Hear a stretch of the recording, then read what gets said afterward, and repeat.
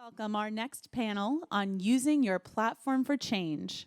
KR Liu, Head of Brand Accessibility, Google. Breanna Zwart, President, SF Commission on the Status of Women. And Stephanie Buscemi, Chief Marketing Officer, Salesforce. Moderated by Archana Subramanian, SVP, Solution Engineering, Salesforce. Hi, welcome to the summit. Thank you for taking time to be with us today. At Salesforce, we believe that business platform is our biggest edge, gives us the best advantage. And how we use this platform for change is a game changer. So with that, I'd love for each of you to give us a little bit of context and your own career journey as to how you've gotten here. Hi, I'm KR Liu. I'm the head of brand accessibility at Google. I started this journey about 22 years ago. Straight out of high school, I ended up in Silicon Valley studying in sales and marketing. And I have been in consumer hardware startups most of my career and worked my way up. And about 10 years into my career, I had a brick wall moment where I had to come out and say I have severe hearing loss. I actually hit it for the first 10 years of my career. And that really started me on a journey to figure out how can I be an advocate for people with hearing loss. Never really saw anyone like me in the room. And that took me on an incredible journey where I ended up going into the audio industry to try to change how hearing aids were made and accessed, to all the way to lobbying on Capitol Hill for new legislation with Senator Warren's team. And that led me to Google, where I am now. So it's been an incredible journey on how I've gotten here. And I'm a fierce advocate for people with disabilities, for women's rights, for LGBTQ rights. And it's just great to see the momentum for disability and inclusion happening in the industry right now. That's amazing. How about you, Breanna? So I think I'm like a lot of people here where you don't have a set path, right? It's windy and you never know where it's going to turn and where you're going to end up. I actually started working at the city of San Diego as a policy advisor to the council president. Went to work for the Department of Treasury as an Obama administration appointee, and somehow ended up at Google. And today I am with YouTube leading social impact content partnerships.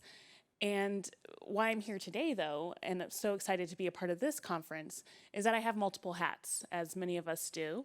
And I'm also president of the San Francisco Commission on the Status of Women, because I always believe in giving back to the community and making sure that where I live reflects the reality that I want to see as well. So building on the windy path of how careers can come about, I'm similar in that regard. A long time ago, I think I thought I was going to be a broadcast journalist and studied broadcast journalism, and but was from the Silicon Valley and I eventually realized I wanted to get back home. And if you can't beat it, join it. So you can't live in the Bay Area and not dive into tech. And so I've spent the last 25 years in tech marketing roles. I absolutely love what I do. And one of the things that I think is material to my career journey and progression as a tech marketer has been data and insights. Marketing is always that delicate balance of art and science. And I found really early on, particularly as a woman, a young woman,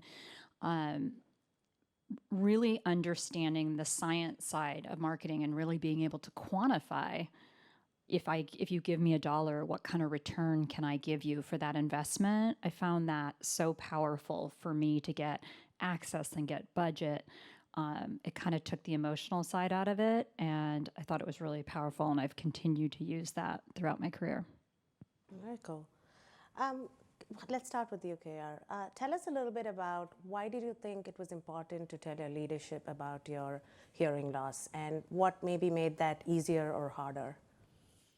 Actually, I didn't really want to tell anyone for a long time. I thought it would keep me from getting a promotion. I thought it would have me be treated differently because I couldn't hear or be left out of important conversations or opportunities. And it actually was a a turning point in my career where I was getting ready for a really important business meeting. It was a startup company, so we were just trying to survive, get funding. And it was a really critical moment in this company's history where this deal that I had to close was going to allow us to continue for the next couple of years. And the day before, my hearing aids broke, and I panicked, and I had to go to an audiologist. And they said, I'm sorry, you have to replace this. It'll cost you $3,000. And it was money I didn't have. So I was like, what am I going to do? And so I gave them 2 credit cards and my life savings and went to my car and cried my eyes out and realized someday I have to do something to change this. Went back to my office, and my boss at the time, she noticed I was not okay. And she pulled me into her office and said, tell me what's going on. And that was the moment after that came out and said, this is what's happening. And she was like, why didn't you tell us? We would have supported you, helped you. And from that moment on, it gave me the confidence, because I started to see all the support I was receiving, to be more open about having hearing loss. How can you help me? Educating people. And people actually wanted to know more so that they could be aware of how they could help others, because hearing loss typically is hidden. A lot of people don't show it or know that they have it or talk about it. And that gave me the opportunity to speak up more and more, and using my journey and my story to allow others to see that there are more of us out there, and giving others a platform to speak up to. And it really was like being fortunate that I had a leader who was willing to notice that I needed some help. I needed someone to talk to. And so now I go out of my way to educate my leaders on what they can do better and more, and they're very open and receptive. So I think it's important also on my part to educate so that they can be helpful to others, whether they use that information or not. Do you think that leader's response helped shape your future from there on? Could this have gone very differently? Do you know of scenarios where it did not go as well as it did for you? Well, luckily for me in my journey, having using product as a way to show, like, when you bring people with disability to the table, the way that we are natural problem solvers, because that's how we navigate through life, and we're able to bring a different perspective of how you can use inclusive design for people with disabilities to create incredible things for everyone. Having had a very successful journey in my career through that has had them very much wanting to tap into that knowledge. And a lot of people don't realize that a lot of the technology we use today were created by people with disabilities. The internet was created by a man who was deaf so he could create email to communicate with his wife. The typewriter was created by a woman who was blind so that she had some way to write. I mean, there's text messaging was created originally when mobile was released so that deaf people could actually use mobile. Now, everyone in this room cannot live without email, the internet, or text messaging. So that shows the power of when you bring different perspectives into the room, you can really innovate in an incredible way that is actually beneficial to everyone. So that has become more and more aware in tech, and that's made it much easier for me to say why it's important to bring people with disability to the table, whether it's product design, how you do your brand messaging, how you represent us in the media and in advertising, because that's super important to show that you're being inclusive and that you're also giving credit to the people who really have done some amazing things. Got it. Breanna, you talked a little bit about wearing multiple hats. In the hat that you wear as the president of San Francisco Commission for Status of Women, how do you leverage that platform to champion change and policy change specifically? So San Francisco is really a leader when it comes to gender equity, and the commission and department has been around for 40 years. It was originally based off of some legislation that the United Nations created back in the 1970s, and when the United States decided not to sign it, along with Saudi Arabia and some other countries, leaders in San Francisco said, hey, we can do this locally. And what's really important, and I think critical about this, is it's about looking at things through a gender lens. You talked about data analysis and ROI, and that's something that the commission is really focused on as well. So what are we doing as a city to advance gender equity, and what does that return on investment look like? And some wonderful things, some wonderful legislation has come out of it. including parental leave for all city employees, making sure that there's lactation rooms for new mothers, so lactation accommodations. And one of the largest and most beautiful things that I think the commission really does as well is provides funding over $9 million a year to different organizations that focus on domestic violence prevention and sexual or survivors of human trafficking and sex trafficking survivors as well. So, this city, as all of you know, has a real issue with homelessness, and I really believe that the department is focused on preventing that. Because what you see is a lot of people, when they are survivors of domestic violence or human trafficking, where do they go? Where do they live? And so the department has been instrumental in making sure that those resources are provided to them in different ways. And it's one thing to do it, I think, at a local level, but everything that we've been doing has been shared on a global, state, and national level, so you can really see the rippling and the waves continue, which is a beautiful thing. That's incredible. Stephanie, you've been Salesforce's biggest champion for inclusive marketing principles. Why is this such an important initiative for you? And maybe talk a little bit more about that. Yeah, so just for a little bit of backdrop, when we talk about inclusive marketing, we put in place probably about 2 years ago the 6 principles of inclusive marketing. We actually did that.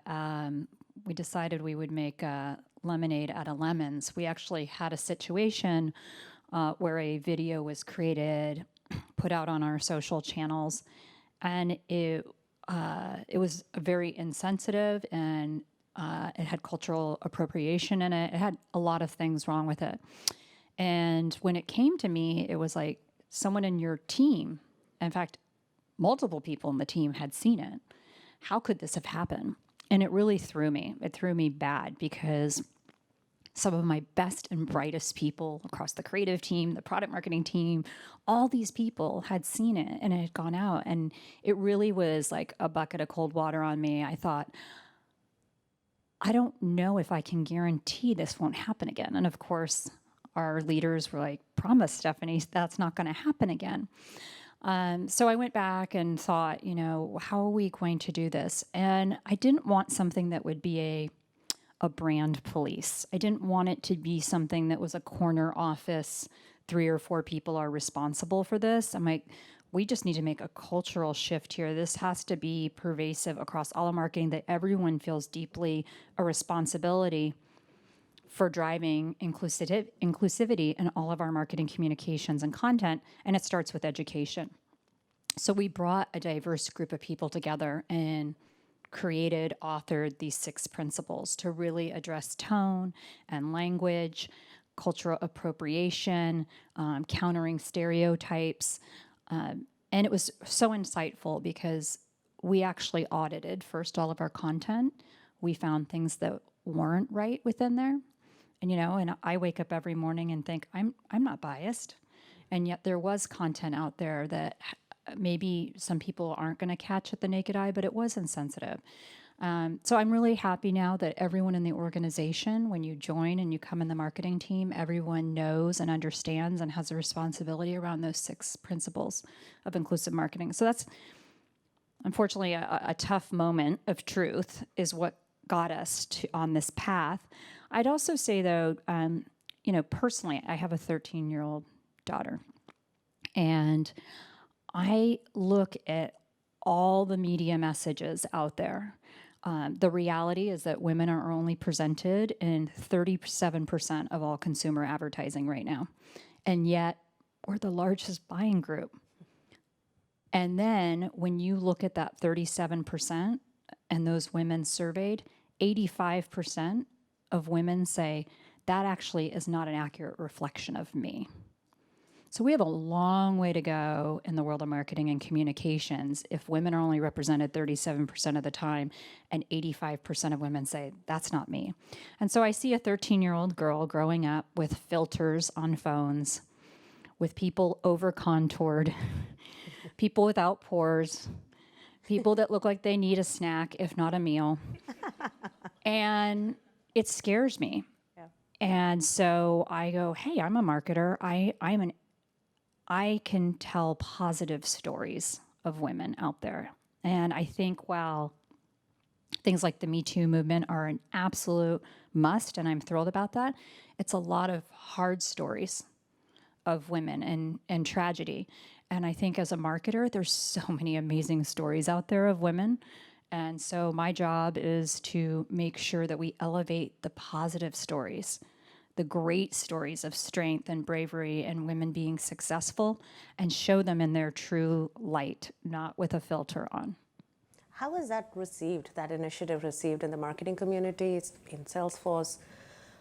Was there people saying we're being too nitpicky, too PC? I was really proud of the response within the marketing organization. I think the majority were like me, that I think people want to do good and believe more often than not. Of course, there's bad people out there that are racist and doing wrong things, but I think some people,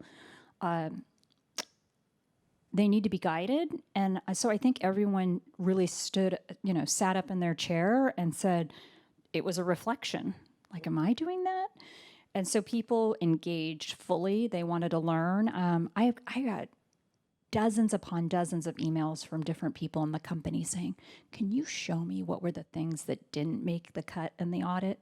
Because they wanted to know and they wanted to learn and they wanted to test themselves to say, would I have caught that with my eye? So I've been really encouraged. I think we're still in the early stages of this across marketing as a whole, both B2B and B2C. There's a lot of discussion about representation. And so a lot of times I feel like sometimes people get to a checklist. Oh, I have representation. But I'm like, it's not effective representation if it is a white man standing and leaning over an underrepresented, a woman of color in the power position. Like, you're actually furthering a stereotype that's the position of power and that's the subordinate. So there's a lot you have to pay attention to in that. And I think we have a lot more work to do on that. Got it.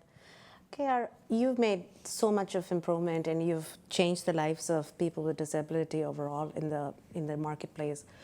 Was there a pivotal point where you felt like you're making a difference? You can see the difference that you're making?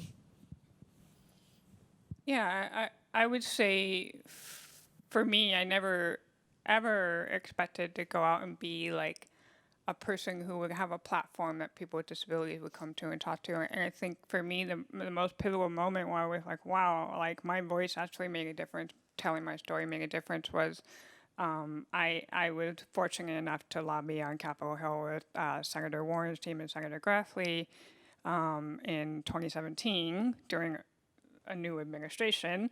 And for me, going and talking to many different senators and people and telling my story and why we needed more access to affordable hearing and why we needed to open the doors for tech companies to innovate in this space. And the moment that I got the email from Senator Warren's team that it had been signed into law, I was like, oh my God, like, how did that happen? That's just amazing. But after that, it was that many, many, many letters from people I received. People who wrote me directly on LinkedIn, sent me email telling me, because of you, I want to pursue a career in accessibility. Because of you, I told my family that I'm struggling with this and I need help. Or because of you, I went to my manager and told him I'm struggling with ADHD or mental health because of my disability, and this is how you can support me. That's where I really saw I was making a difference, because I put myself out there and became very vulnerable in telling my own personal story. Not only just being a woman who has severe hearing loss, but disability is very intersectional. I'm a gay woman too. My wife is a Chinese immigrant. Like, those issues matter to me too, and some people forget that. So what I've been able to do by telling my whole story and really opening myself up, I've enabled people to have more important conversation, not just around disability, but how can we be more open to showing true disability representation. Like, when we talk about disability representation in the media, it's less than 2%. That's terrible. and we can do something about that, which is why it was so important for me to pursue my marketing career more on the brand side, is how can we change the perception of someone with a disability? If you look at what disability looks like right now, or even Google Images or out there, it's usually an older white person. That is not a true reflection of disability at all. And we can change that by allowing those people to be seen, to be heard, to tell their stories, to elevate them, to amplify them, because they bring so much unique, incredible talent, personality stories, and many of these people become actually dear friends of mine. So we've really built a community of people who really just want to be seen, right? So that really, to me, that moment of, wow, me putting myself out there and being vulnerable and telling my story actually had an incredible impact. But I had to do it most of the time alone. Like, I had no support. I just had to keep going out there and just keep talking about it until the right person heard me at the right time. And it actually was the time that it happened where I built that relationship with Senator Warren's team. Is I was actually speaking at the White House on Election Day in 2016, which was an incredibly difficult day for a lot of us. We were speaking as a disability community about what we could do to come together, and of course, we know what happened later that night. So that really was like an incredible pivotal moment for me, is to know that if you are willing to be vulnerable and you really feel like you can make change, don't give up on it, because someone will eventually hear you, and then the right doors will open at the right time. And every person whose life is impacted by that is better for it. Absolutely, Yeah. absolutely. I mean, now the law that was signed goes into effect this year, so now technology companies can innovate to make more socially acceptable, affordable hearing products. So instead of 5 companies owning 98% of the market, anybody in this industry, we see this whole movement of hearables and earbuds. That's how that happened, right? Was by changing that law and allowing that door to open. Got it. You talked about intersectionality. Maybe Stephanie, you can talk a little bit about how does that show up? It makes it a lot more nuanced than maybe just representation. How does that show up both from a marketing and just even leadership standpoint? Yeah, it exists everywhere in the organization and at all levels. And I think where it's most powerful is when we allow for storytelling. I mean, you were brave enough to say, I'm going to tell my story, and I'm just going to keep telling it until I get to the right place. I do think in marketing, we are megaphones, we are amplifiers, and we have a huge responsibility to position and create more opportunity for those stories. And so maybe I'm an optimist, but I think there's too many bad stories out there, or inaccurate stories out there. And so where I see it is I look and go, where are all the places in everything that we do in marketing, whether it be looking tactically across every channel, in how we curate our stories.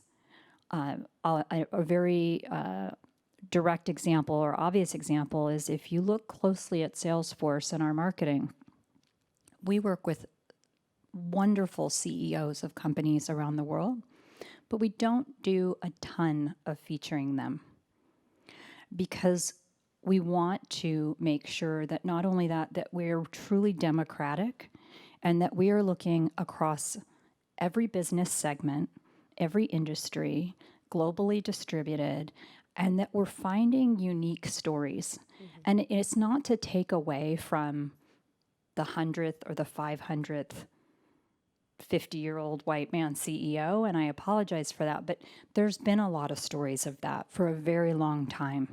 And so we're looking and trying to find these unique stories so that you can't really be what you can't see. And if people can see more of that, then they go, oh, I have an opportunity, this is my chance. But if we just keep showing them these stories of women in weak positions and women being victimized, it's not motivating, it's not inspiring. So I think it's through the power of storytelling and how you do that, and I feel such a responsibility as a marketer. Thank you. Breanna, you were the presidential appointee to the U.S. Department of Treasury from the Obama administration. Tell us a little bit about what that was like, and maybe how you used that experience to launch into what you're doing now.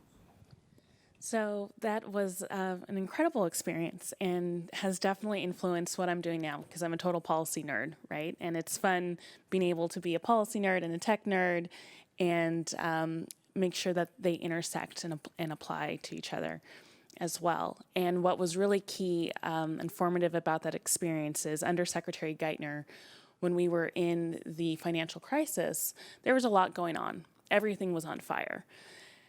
And I raised my hand and said, I want to do more. What else can I work on? And I really think that it speaks to the allies and champions that we can have, that the leadership team said, okay, you know what? The World Bank came up with this new report on gender and how it's important. What should we do? Like, go tell them what to do. Read it and come up with some analysis and make sure that we're actually sticking to these findings. And from there, that's when I learned more than anything how important it is to have a gender analysis and to be informed. So when people, the World Bank makes loans. They would come into a country, into a community and say, we want to build a road or a well. And they would do it, but they wouldn't actually speak to any women or girls and understand what was needed in the community. And as the Department of Treasury is one of the governors at the World Bank, how could we allow that to happen? What process needed to be put in place to hold us accountable and to hold that money accountable as well to actually making a difference? And that is really what we're doing today in San Francisco as well with the department on the status of women, and as the president of the board is making sure that we're holding everyone accountable and putting a gender lens to ensure that equity is there and we're supporting our community in the best way. We talked a little bit about how you're all using your platform for driving change. How do young people go about getting that platform, building that platform? Maybe some words of advice from you, KR? That's a good question. I think it actually goes back to storytelling, right?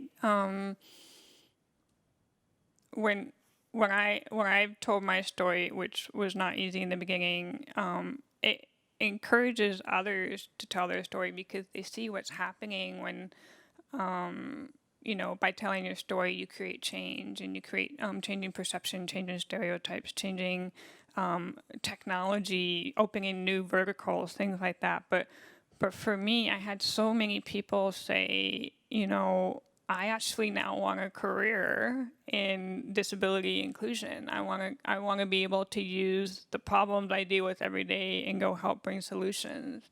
And by them being now able to tell their story, they're connecting with other communities and people like them. And the challenge that the disability community has is it's not easy to find each other, right? There isn't like a place you can go and like connect, right? So for me, I think telling stories and seeing more and more people from different walks of life and how they've either turn their problems into opportunities and open doors for others and raise each other up.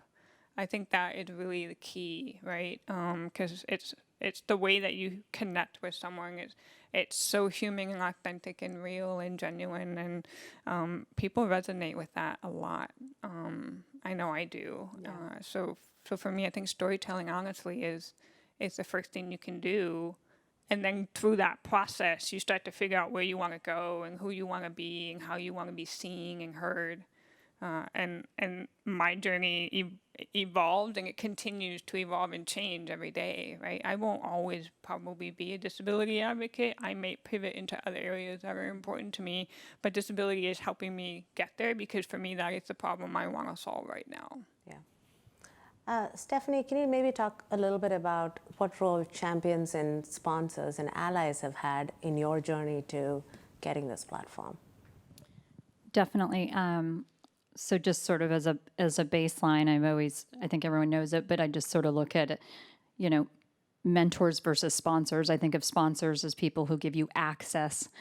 My mentors are more like going to a psychiatrist's office that I can reveal some, be a little bit more vulnerable. My sponsors are usually people that are opening doors for me. Not to be so hard-lined about the two, but just how I think about it. I actually believe that innately more people than not want to do good, and I think my recommendation to the younger is ask. Every time I ask, I don't get no, and I'm talking over 25 years. I think people want to help, and sometimes they just don't know how to go about it. And I'll give a very specific example.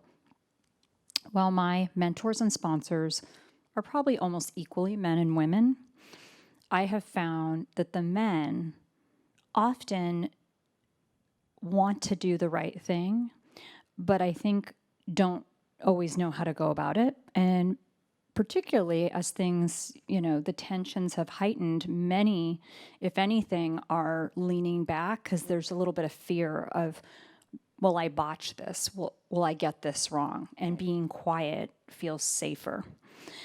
So I would encourage ask. You don't get things that you don't ask for. And be really thoughtful about how you compose your list of mentors and sponsors. I have somebody who I know, when I think about them, they know a lot about things that I don't know in the area of finance. So different areas of expertise, and then different levels of pushing me. I have some people that I can get on the phone with and they'll say, come on, you already did that. Like, what are you doing? And really call me on it. So make sure that in that group, you get some people that every call, every meeting, you're not going to feel great, but they're going to make you better for it. Breanna, we talked about building that platform, but maybe everybody doesn't have to wait till the platform is this big. What's your perspective on why it's so important that everybody uses your voice to amplify the causes that are so important? Because it affects you, right? I think it's really important to start small, right? You can start with your own community, you can start with your own street, and build from there. I think especially for women, I have a young sister who is going to graduate college in May. And it's really telling for me to see how, to your point, she's often scared to ask. And so being able to just feel comfortable and confident to ask those questions. And you know what? Sometimes you won't get a yes. You'll say, hey, I'd love to get coffee, blah, blah. You know what? I'm too busy. That's okay. But you put it out there, and maybe that wasn't the right person, but they'll refer you to someone else. And so it really doesn't matter the size of your platform. I believe in really creating mutual cycles of empowerment, because that person who's going to help you, they're also helping themselves and passing it forward, which is really a beautiful thing. I think we're almost at time. So as closing thoughts, maybe each of you can give us one action that everybody can go take to further equality causes, both in the community as well as in our own companies. For me, one of the biggest priorities right now is helping people with disabilities get work.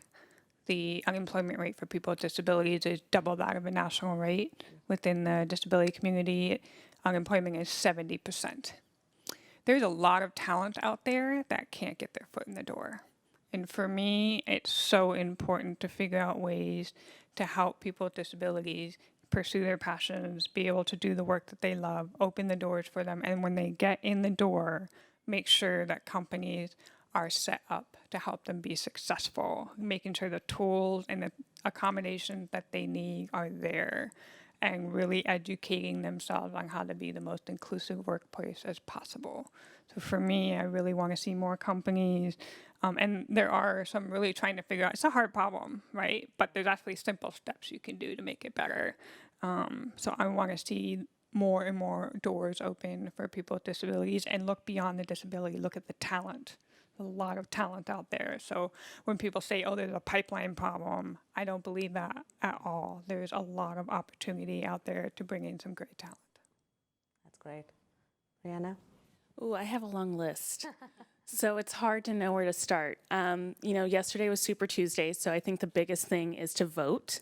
And if you're not registered to vote, do that and bring along 5 friends to make that happen. You can also visit or Google Commission on the Status of Women here in San Francisco with a list of resources to get involved. We're always looking for different volunteers and learn more about the different organizations locally who are really working on gender equity. Also, another plug, what I just worked on this weekend of getting involved, there's a docu-series by 2-time Oscar winner Sharmeen Obaid on Fundamental about gender rights around the world and how they're being affected. So definitely check that out. It's on YouTube, and host a screening because, again, it can be a small issue, in your workplace, in your community, but it really has global consequences. And what I think is really beautiful about this docuseries, Fundamental, is that the same thing that we're fighting here locally, they're fighting in Brazil, in Pakistan, in Kenya. So we really have to unite and bond together to make a difference. I would just say be really impatient. I had the opportunity over a year ago to see Greta Thunberg speak. And when she first started talking, I thought, she's unrealistic. And then the longer that I listened to her talk, I realized somebody 2 decades plus older than her, maybe almost 3 decades, but I realized how much we put all these false roadblocks in our way, and we start to believe all the things that we're saying out in society and be impatient. I left listening to her, and what was she at the time, 14, 15, whatever, inspired to say, we need to move a lot faster on making change here. And we have put all these artificial barriers in place for decades. And it was just really refreshing to have someone that young challenge that. And I think we all have to challenge ourselves and be really impatient. Another example was, I went to Davos this year, and I saw that it was, I believe, less than maybe around 17% women, 20% women. And the answer was that, by a decade from now or 2 decades from now, they might clear 30, get into 30%, get close to 40. Last time I checked, women are 51% of the world's population. Why? Why does it have to be 1%, 2% here? So just be impatient. Thank you so much. This was an important conversation to be had in the right time, and I'm glad there's a forum for it and a whole day to celebrate this cause. So thank you.